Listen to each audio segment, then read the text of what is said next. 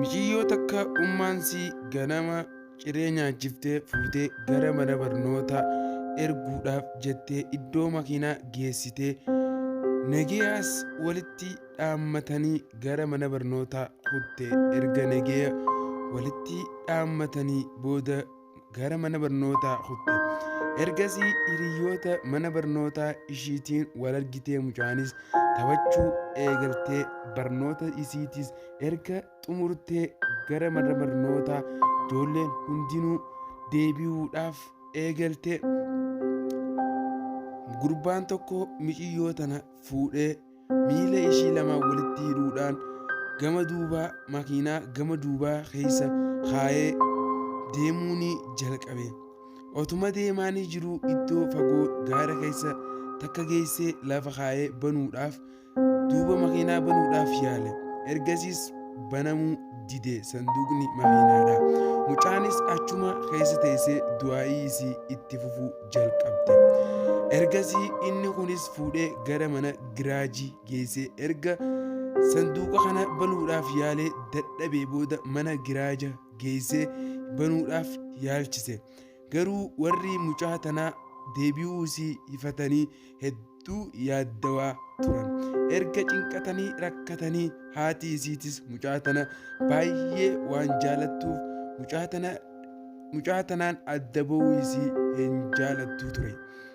Egaa mucaa tana taphaa fi qofla isii mana keessatti yaadachuudhaan haati isii mataan irraa dhukkube. Ergasii namtichi kun deemee makiinaa tana yaalee dadhabee mana garaajaa iddoo makiinaa itti tolchan takka geessee banuudhaaf yaalchise. Achittis warri giraajaa hundinuu hedduu ajaa'iba itti taatee lahama yaalanii sanduuqa makiinaa kana banuudhaaf yaalanii hedduu dadhaban.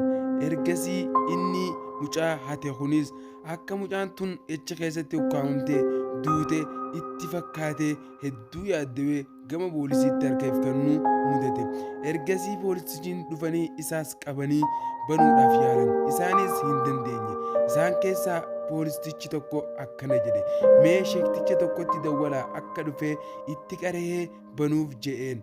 Akkuma inni je'ee sheektichatti dawwalanii innis dhufee itti qaraanaan tasa sanduuqni baname.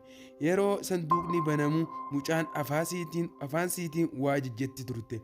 Sheektichis akkana jedhee gaafate, mucaa erga inni as keessa si kaa'ee maal godhaa jirta jedhee ishee gaafate.